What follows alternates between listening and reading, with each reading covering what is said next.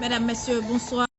Bienvenue à ce bulletin d'information avec Danis David Lejustal.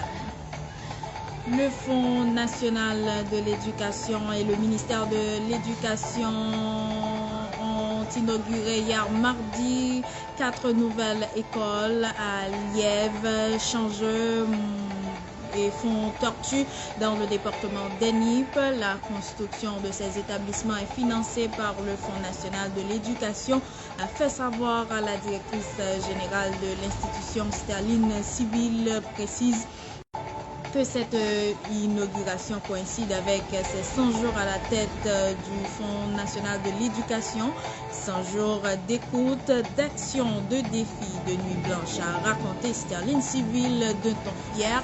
Un bilan détaillé sera transmis cette semaine au conseil d'administration du FNE, a-t-elle annoncé. Pour sa part, le ministre de l'Éducation a fait savoir que par cette inauguration, le FNE et le ministère de l'Éducation nationale et de la formation professionnelle décident de faire du Fonds national de l'éducation le véritable pilier pour une éducation de qualité, rapporte Radio Métronome.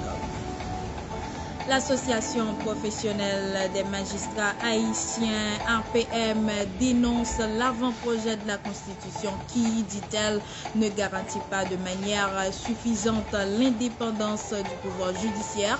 Dans un communiqué de presse, le président de l'APM, Marel Jean-Claude, critique ce texte qui, selon lui, ne protège pas le pouvoir judiciaire. Le magistrat fustige le comité de pilotage qui n'a pas consulté les acteurs judiciaires avant de produire ce document. Marel Jean-Claude plaide en faveur d'une révision de l'avant-projet de la Constitution afin de mieux garantir l'indépendance du pouvoir judiciaire. Maître Franck Loture rejette les accusations contre le texte de l'avant-projet de loi mère soumis aux autorités par le comité de pilotage de la conférence nationale. Le juriste déplore un débat centré sur la légitimité des autorités et défend un texte qu'il juge porteur d'avancées démocratiques. Depuis environ 2 semaines, la police nationale d'Haïti mène une bataille acharnée contre les bandits dans plusieurs endroits de la capitale. Des opérations ont été menées dans le fief de Vitellum à Torcel où plusieurs bandits ont été tués. Les forces de l'ordre ont pris le contrôle de plusieurs maisons apparemment appartenant aux malfrats. Dimanche, c'est à Village de Dieu que la police nationale d'Haïti a frappé fort. Plusieurs individus auraient été tués par des drones kamikazes, selon une source policière qui précise que les opérations sont en cours dans plusieurs fiefs de bandits en vue de les déloger.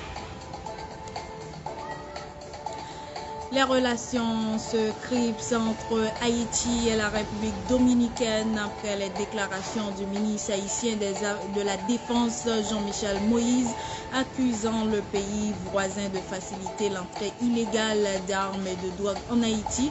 Intervenant lors d'un symposium de l'OEA à Washington DC, Moïse a pointé du doigt la responsabilité dominicaine dans la détérioration sécuritaire d'Haïti. En réponse, le président Luis Abinader a exigé des preuves concrètes et appelé les autorités haïtiennes à assumer leurs responsabilités, affirmant Haïti est un problème pour la région. Le président vénézuélien Nicolás Maduro tacle les responsables américains pour la révocation du statut de protection temporaire TPS d'environ 350 000 Vénézuéliens vivant aux États-Unis.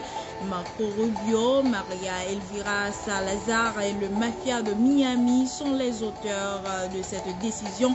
C'est un acte criminel contre les migrants vénézuéliens qui ont quitté le pays en raison d'une guerre économique et d'une manipulation médiatique dans la poursuite du soi-disant rêve américain, a déclaré M.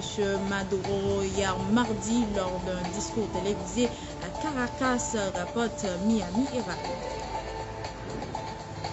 Infosport, Cristiano Ronaldo a annoncé hier 26 mai 2025 qu'il quittera le club saoudien Al-Nassr.